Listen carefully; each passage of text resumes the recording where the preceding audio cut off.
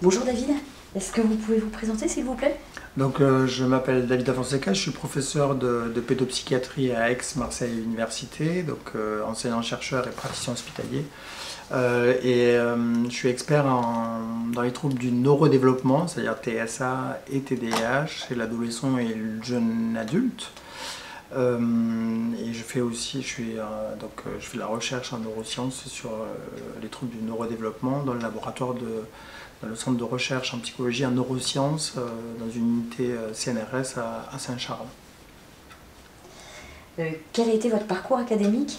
Alors mon parcours académique, j'ai fait médecine, j'ai passé l'internat il y a de nombreuses années, j'ai passé ma thèse de médecine en 98 de pédopsychiatrie et ensuite j'ai eu un parcours universitaire pour faire un DEA, une thèse de sciences sur le mindset, ce dont j'ai parlé aujourd'hui, en 2004.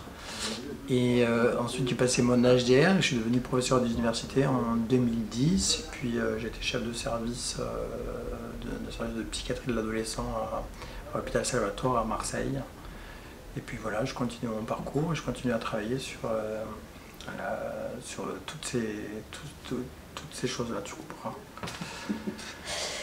Vous êtes intervenant lors de ce 5e congrès de psychologie positive. Pouvez-vous évoquer le thème de votre intervention? Alors, mon intervention s'intitulait Mindset et santé mentale. L'idée, c'était de parler donc de ce sujet qui est très important, qui est la question du mindset, qui est quand même un pilier important de la psychologie positive et qui concerne les théories implicites ou l'état d'esprit de croissance versus l'état d'esprit fixe. Qu'est-ce que ça veut dire? En fait, c'est lié à une théorie très naïve, à des croyances qu'on a tous sur les habiletés humaines. Par exemple, est-ce que je considère que l'intelligence est quelque chose qui est figé, que je ne peux pas améliorer par le travail, par les efforts? Ou en revanche, est-ce que je considère que c'est quelque chose qui est complètement malléable, sur lequel j'ai un contrôle et que je peux faire évoluer mon QI avec beaucoup d'efforts et de persévérance? En fait, il n'y a pas de vérité absolue, mais on a tous des croyances qui sont variables de côté extrêmement fixe et d'un côté très malléable. Et on sait que cette croyance-là, elle a un impact majeur sur notre manière de réagir face à un échec. En matière d'apprentissage, par exemple, quand je suis devant un échec, je vais avoir des réactions, des pensées, des cognitions, des émotions, des comportements et des performances qui vont changer en fonction de la théorie naïve à laquelle je me réfère, mais de manière complètement implicite, sans en être vraiment conscient. Et on sait que selon le type de théorie, on va avoir des buts et des objectifs différents. Si je reviens à la question de l'apprentissage, quand on a une théorie fixe, souvent on poursuit des buts de comparaison sociale, de performance, donc on est beaucoup plus dépendant du regard, du jugement des autres, beaucoup plus anxieux. Et face à l'échec, on va avoir des comportements d'évitement, on va très développer pour éviter de montrer ses faiblesses. En revanche, si on a une théorie beaucoup plus malléable, beaucoup plus incrémentielle ou un état d'esprit de croissance, l'échec est un levier pour pouvoir progresser. Donc l'échec est très utile, contrairement à les visions fixes, pour qui l'échec est une catastrophe. Donc face à la même situation, l'échec n'a pas du tout la même signification. D'un côté, ça veut dire je suis nul, que j'y arriverai pas, et d'un autre, ça veut dire chouette, qu'est-ce que j'ai à travailler. De la même manière, quand on pense à l'effort n'a pas du tout le même sens selon la théorie implicite sous-jacente. Autrement dit, l'effort pour quelqu'un qui a une vision fixe de ses capacités, c'est une catastrophe, parce que si je fais un effort, ça veut dire que je suis nul. Quelqu'un qui est fort ne fait pas d'effort. En revanche, l'effort pour quelqu'un qui a une vision plutôt malléable, c'est très important parce que c'est ce qui permet de progresser. Et quand on regarde les résultats scolaires et les comportements, on pourrait parler des comportements, je l'ai un petit peu dit, mais dans un cas, on va être beaucoup dans l'évitement et dans l'autre, on va être toujours dans la persévérance, dans l'espoir de progresser. Et quand on regarde les résultats au niveau des performances scolaires, il y a une différence très significative, en particulier dans les situations de challenge, où là, le growth mindset, l'état d'esprit de croissance, va permettre aux gens de passer plus facilement ces échéances, et donc c'est un facteur de protection, un facteur de résilience conséquent. Donc ça, c'est la théorie qui a été développée, sur laquelle il y a beaucoup de littérature dans le domaine de l'éducation, dans le domaine de la psychologie du sport. Et aujourd'hui, l'idée, c'était de parler du mindset, toujours cette conception innéiste ou malléable des capacités, mais de faire le lien avec la santé mentale. Et ça m'a permis de faire un petit peu un état de l'art de la littérature sur cette question, qui est passionnante et qui montre que cette petite théorie naïve sur, par exemple, l'idée du contrôle que j'ai sur mes émotions ou pas, les émotions légères ou on ne les gère pas. Mais selon cette petite théorie, on a le droit de penser ce qu'on veut, mais on voit que ça va avoir un impact sur notre santé mentale. Et les gens qui ont plus un état d'esprit de croissance sont beaucoup plus, ont des variables, des indicateurs positifs de santé mentale beaucoup plus développés que ceux qui ont une vision fixe, pour lesquels on retrouve, et il y a beaucoup de littérature là-dessus, beaucoup plus d'anxiété, de dépression. Donc si vous voulez, c'est une variable médiatrice, un facteur de protection conséquent qu'il convient de développer. Et donc dans la deuxième partie de mon intervention, j'ai essayé de répondre à cette question, mais comment développer cette vision développementale des capacités humaines. Et il y a pas mal de stratégies, de programmes très intéressants qui peuvent se décliner sur plusieurs modules, notamment en parlant par exemple de la neuroplasticité, expliquer aux enfants, aux adolescents, aux adultes, aux enseignants et aux parents que le cerveau est complètement malléable. Tout dépend de ce qu'on lui propose au cerveau. Donc montrer que le cerveau est malléable selon ce qu'on va faire et que rien n'est figé. Par définition, le cerveau est malléable. On parle de neuroplasticité et il y a beaucoup de travaux qui valident cette conception-là. Donc si on cherche des preuves sur cette notion de malléabilité, on va plutôt dans le sens d'une malléabilité qui est bien étayée. Mais si vous pensez que ces capacités sont fixes, l'histoire va vous donner raison, puisque vous allez mettre en place plein de stratégies d'évitement, et forcément vous n'allez pas développer vos compétences. Donc là, c'est une sorte de prophétie auto-destructrice qui va valider votre croyance initiale. Donc en fait, la question, c'est pas de savoir qui a raison, la question, c'est de savoir en quoi ces croyances-là vont impacter votre quotidien, vos cognitions, vos émotions, vos comportements et vos performances. Donc pour revenir sur les stratégies pour développer et modifier, en tout cas assouplir cette vision parfois un peu figée, il y a à parler de la neuroplasticité, donc il y a plein de programmes qui sont proposés aux parents, aux enfants, aux enseignants pour expliquer donc que le cerveau est malléable. Il y a des modules pour expliquer que l'échec c'est le seul et unique moyen pour pouvoir progresser. Donc ça, c'est quelque chose qu'on peut aussi travailler et montrer à quel point, en parlant de nos propres échecs, oui, j'ai parlé de ça, est-ce que quand on fait des repas de famille, on parle de nos échecs? On a plutôt tendance à parler de nos réussites, et les échecs, on les met sous le tapis, on n'en parle pas. Donc il faut inverser le truc, il faut vulgariser l'échec et dire « ouais, chouette, j'ai échoué, chouette, j'ai échoué ». En réalité, ce n'est pas un échec, c'est juste une étape de progression. Donc il y a plein de stratégies comme ça, donc climat d'apprentissage, climat de progression, la manière de valoriser l'enfant aussi. On a évoqué l'idée que, et c'est assez contre-intuitif, quand on valorise un enfant sur ses capacités intellectuelles par exemple, tu es trop fort mon fils, tu es trop intelligent mon fils, on le démotive sans le savoir.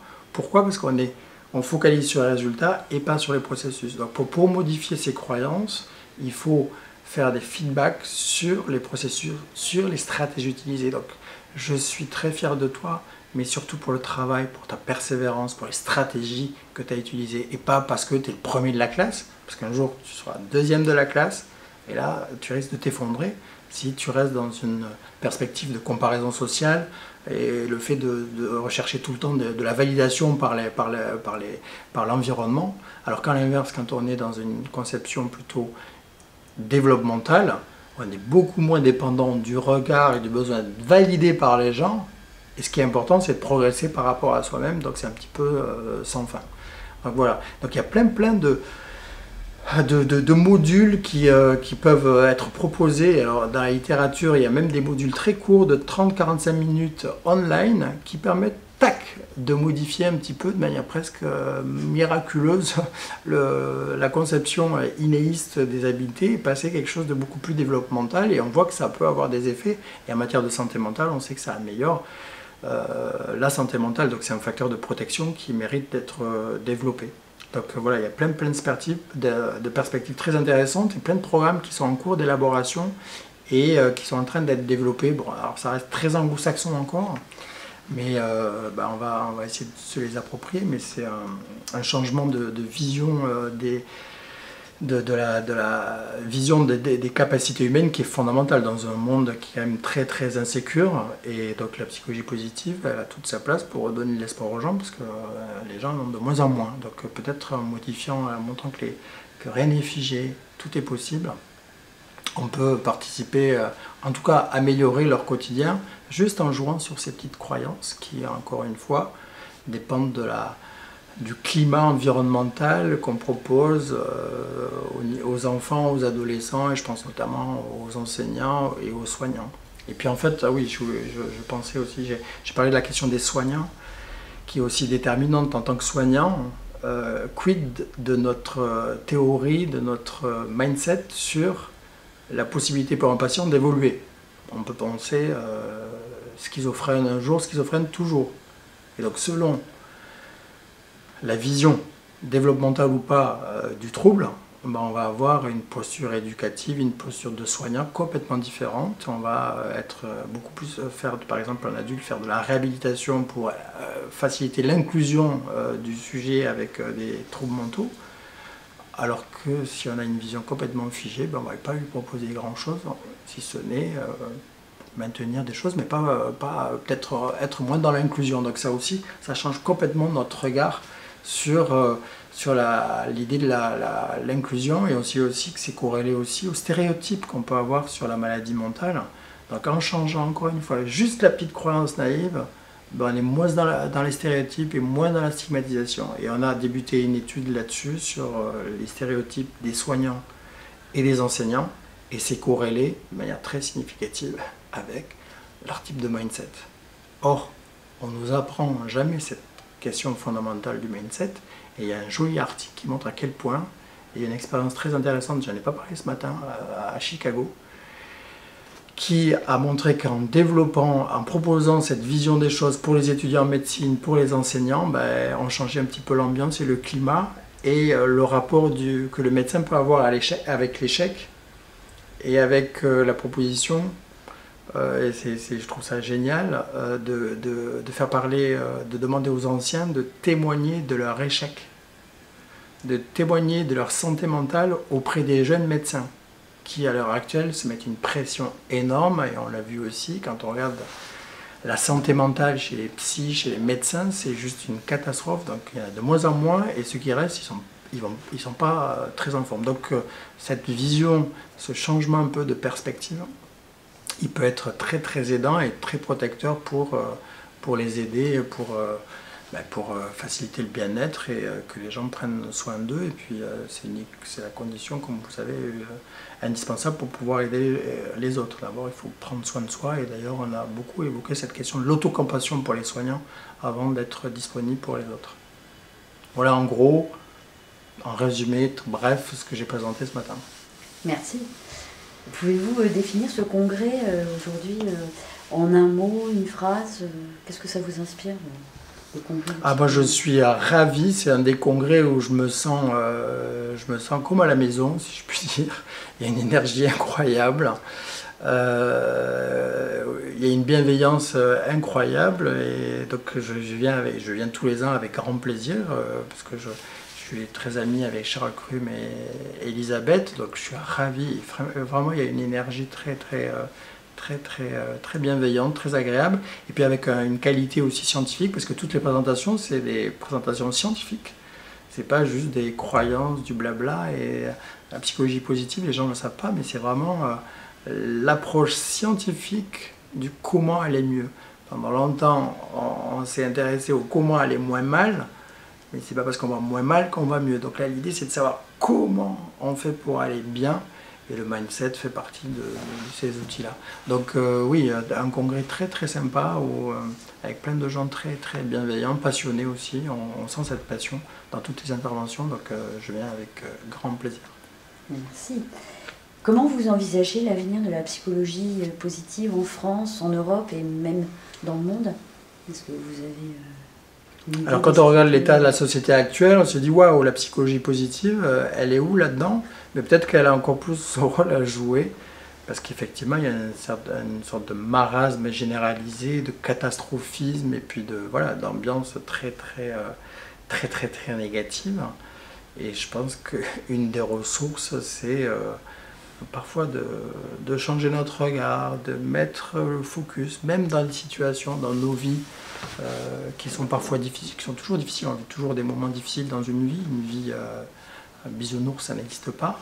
Et c'est pas ça la psychologie positive, c'est de mettre tout à sa juste place, ne pas hyper focaliser que sur les éléments négatifs, les regarder, y faire face bien évidemment, mais aussi savoir regarder les moments de plaisir, les moments de bonheur qu'on rencontre, même dans des situations difficiles. C'est ça qui est génial. Et c'est une ressource en psychothérapie, c'est de savoir, même si le sujet vit un trauma, quelque chose de catastrophique, même dans les moments difficiles, il y a peut-être juste des petits moments de quiétude, de tranquillité, de paix. Et c'est en mettant le focus là-dessus qu'on va pouvoir aussi retrouver une meilleure qualité de vie. Encore une fois, c'est pas négliger toutes les catastrophes, mais c'est voir les choses de manière juste, avec la balance positive, la balance négative, qui sont vraiment complémentaires, et ne pas faire focus que sur les choses négatives, ou à l'inverse, en mode bisounours, regarder que les choses positives, c'est juste pas possible. Donc c'est voilà, être complètement lucide sur la réalité, mais pas négliger aussi les belles choses qu'on peut vivre au quotidien, même dans des catastrophes. Moi je prends l'exemple qui me vient aux enterrements, c'est des catastrophes les enterrements, et on vit des moments de joie quand on retrouve la famille, c'est un truc de dingue. Donc ouais, dans toute catastrophe, il y a des moments agréables à partager. Donc je crois que la psychologie positive a toute sa place, et je crois qu'on va en avoir grandement besoin. On n'a pas beaucoup de moyens, mais on peut changer notre mindset et voir les choses de manière beaucoup plus positive. Je crois que ça va bien nous aider, on va en avoir bien besoin. Merci beaucoup David, c'était passionnant. Merci beaucoup à vous.